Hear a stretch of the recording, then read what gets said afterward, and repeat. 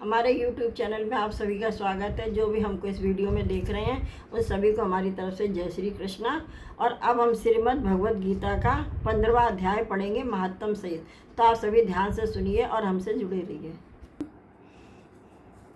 श्री कृष्ण भगवान बोले, हे अर्जुन, यह संसार वृक्ष रूप है और इस वृक्ष का मूल यानी आदि जो जड़ है वह ऊपर की तरफ है और शाखाएं नीचे की तरफ है। यह वृक्ष उल्टा है।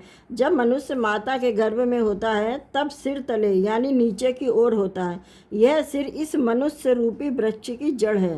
हाथ और पैर इसकी शाखाएं हैं। जब गर्भ से बाहर निकलता है तब उल्टा ही चलता है, इसलिए इसे उल्टा वृक्ष कहा गया है। हे अर्जुन, इसको विनाश भी कहते हैं और अविनाशी भी कहते हैं। इसका भेद सुन। आत्मा अविनाशी है और देह विनाशी है। वेद इसके पत्ते हैं। जो जानता है वही वेद का ज्ञाता है। इसकी शाखाएं ऊपर फैली हुई हैं। सत, रज और तम इसकी रस वाहिनियां नसें हैं। इनसे इसका पालन होता है। शब्द रूप आदि इसकी डालियां हैं। पीछे कर्म रूप में प्रकट होने वाली इसकी जड़ें नीचे मनुष्य लोक में और नीचे तक चली गई हैं। पर अस्वस्थ का यह रूप, इसका आदि अंत और आकार संसारी प्राणी के ध्यान में नहीं आता, तथापि इसकी जड़ गहरी है। ऐसे इस पीपल को वैराग्य रूपी दृढ़ शस्त्र से काट कर वह स्थान ढूंढना चाहिए जहाँ से फिर लौटना नहीं पड़ता है, और साथ ही यह विचारना चाहिए जिसमें यह पुरातन प्रवृत्ति उत्पन्न हुई है। उसी आदि पुरुष की शरण में अहंकार और मोह रहित, संग दोष को जीतने वाले, आत्मज्ञान से निरत, सब कामनाओं से दूर, दुख और सुख नामक द्वंद्व पदार्थों से मुक्त ऐसे ज्ञानी पुरुष शाश्वत पद को जाते हैं जिसे सूर्य, चंद्र या अग्नि प्रकाशित नहीं करते। वही मेरा परम धाम है, वहाँ जाकर लौटना नहीं होता। मेरा सनातन अंश इस जीवलोक का रूप धरकर प्रकृति में स्थिर पांचों इंद्रियों और छठे मन को इससे छुड़ाता है। जैसे वायु पुष्पादि की गंध को दूसरे स्थान में ले जाता है, उसी प्रकार यह देह स्वामी शरीर धारण करने के बाद जब उसका परित्याग करता है तब इंद्रियों और मन को साथ ले जाता है। कान, आँख, चर्म, जीव, नाक और मन का आश्रय लेकर वह जीव विषयों का भोग करता है। एक देह से दूसरी देह को जाते अथवा एक ही देह में रहते समय अथवा इंद्रियों से युक्त हो विषयों का उपभोग करता हुआ, इसको मूर्ख लोग देख नहीं सकते, किंतु ज्ञान रूप नेत्र हैं, वे देखते हैं। यत्न करने से योगी जन इसे देख सकते हैं, परंतु अज्ञानी यत्न करके भी नहीं देख सकते हैं। जो तेज सूर्य, चंद्रमा और अग्नि में वर्तमान है और जगत को प्रकाशित करता है, उसे मेरा ही तेज मानो। मैं ही पृथ्वी में प्रवेश कर अपने तेज से समस्त भूतों को धारण करता हूँ।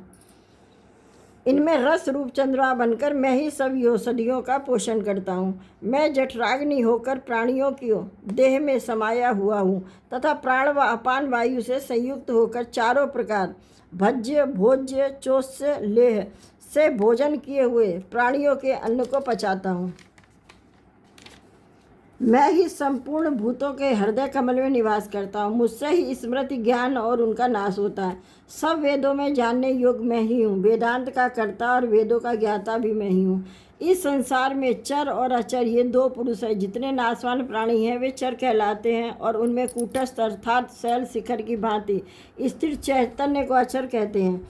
किंतु उत्तम पुरुष परमात्मा विकार रहित, सर्व नियंताबद्ध, मुक्त, नित्य रूप तीनों लोकों में प्रविष्ट होकर धारण पोषण करता है। वह इन दोनों से अलग, जिसे परमात्मा कहते हैं। अब इसका महात्म्य प्रताप सुन। जिस आत्मा की आंखें खोलने से ब्रह्मा से लेकर चींटी तक सब इसका पालन होता है, यह सब उसी के स्तंभ धरे हुए हैं, उसे पुरुषोत्तम भी कहते हैं। इसका अर्थ सुन। नाश होने वाला शरीर पुरुषोत्तम से अतीत है। दूसरा जो विनाशी पुरुष है उससे उत्तम है। इसी को लोग वेदों में परमात्मा कहते हैं। हे अर्जुन, वह पुरुषोत्तम पुरुष मैं ही हूँ, और जिन भक्तों ने मुझे पुरुषोत्तम पहचाना है फिर उनके लिए करने को कुछ भी बाकी नहीं रहता है।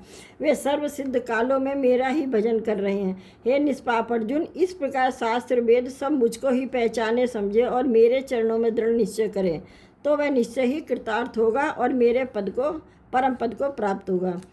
श्री कृष्ण अर्जुन संवादे पुरुषोत्तम योगो नाम पंचदशो अध्याय। और अब सुनिए 15वें अध्याय का महत्व। श्री नारायण जी बोले, हे लक्ष्मी, अब 15वें अध्याय का महत्तम सुनो। उत्तर देश में नरसिंह नाम का एक राजा था और सुभग नाम का उसका मंत्री था। राजा को मंत्री पर बड़ा भरोसा था, परंतु मंत्री के मन में कपट था। वह चाहता था कि राजा को मारकर मैं राज्य करूं। इसी प्रकार कुछ समय गुजर गया। एक दिन मंत्री ने सोते समय राजा की हत्या कर दी और स्वयं राज्य करने लगा। राज्य करते करते बहुत समय व्यतीत हो गया। तब एक दिन वह भी मर गया। दूत उसे बांधकर यमराज के पास ले गए। यमराज ने कहा, हे यमदूतो, यह बड़ा पापी है, इसे घोर नरक में डाल दो। हे लक्ष्मी, इस प्रकार वह पापी कई नरक भोगता भोगता धर्मराज की आज्ञा से घोड़े की योनि में आ गया। वह संगल द्वीप में घोड़ा पैदा हुआ। बड़े घोड़ों का एक सौदागर उस समेत और भी घोड़े खरीदकर अपने देश को चला गया। तब वहाँ के राजा ने उसे बुलाया और कई घोड़े खरीदे। उस घोड़े को भी खरीद लिया। तब राजा ने इस घोड़े पर हाथ फेरा। तब राजा को देखकर घोड़े ने सिर फेरा। तब राजा ने पंडित को बुलाकर पूछा कि इस घोड़े ने हमको देखकर सिर फेरा है, इसका क्या कारण है? पंडित ने कहा, हे राजन, इसने आपको सिर नवाया है। राजा ने कहा, यह बात नहीं है। कई दिन पीछे राजा शिकार खेलने को उसी घोड़े पर सवारी करके गया। राजा ने शिकार खेलते खेलते बहुत दूर चला गया। उधर राजा ने जाते ही शिकार मारा। राजा बहुत प्रसन्न हुआ। दोपहर हुई तो राजा को प्यास लगी। राजा ने वन में एक साधु देखा जो उस कुटिया में बैठा था। वहीं एक तालाब था, उसमें जल भरा हुआ था। वहाँ राजा उतरा। घोड़ा वृक्ष से बांधकर कुटिया में गया। देखा तो साधु अपने पुत्र को गीता के 15वें अध्याय का पाठ सिखा रहा था। वृक्ष के पत्ते पर एक श्लोक लिख दिया, बालक को कहाँ खेलते फिरो और इसको कंठ भी करो। जिस वृक्ष से राजा ने घोड़ा बांधा था, उसी वृक्ष के पत्ते पर श्री गीता जी का श्लोक लिखा था। वह बालक पत्ता लेकर खेले भी और पढ़े भी। उस पत्ते को घोड़े ने देखा, तत्काल उसकी देह छूटी, देव देही पाई। स्वर्ग से विमान आया जिस पर बैठकर बैकुंठ को चला। इतने में राजा पानी पीकर बाहर आया। देखा तो घोड़ा मरा पड़ा। राजा चिंतावान होकर बोला, यह घोड़ा किसने मारा, इसे क्या हुआ? इतने में मैं बोला कि हे राजन, तेरे घोड़े का चैतन्य मैं हूँ। मैंने अब देव देही पाई है, बैकुंठ को चला हूँ। राजा ने विस्मित होकर पूछा कि तुमने कौन सा पुण्य किया है? उसने कहा, राजा, यह बात ऋषिवर से पूछो। राजा ने ऋषि से पूछा तो ऋषि ने बताया कि हे राजन, गीता का श्लोक लिखा पत्ता इसके आगे पड़ा, इसने इसे देखकर ही मुक्ति पाई है। तब राजा ने पूछा कि हे ऋषि सर, पिछले जन्म में घोड़ा कौन था? फिर राजा ने घोड़े के मुंह फेरने की बात भी उसे बताई। सब कुछ जानकर विद्वान ऋषि ने बताया कि पिछले जन्म में तू राजा था या तेरा मंत्री था, इसने तेरी हत्या करके स्वयं राज भोगा और जब मरा तो यमराज ने इसे घोर नरक में डाल दिया। नरक भोगते भोगते इसने घोड़े का जन्म पाया और तूने इसे खरीद लिया।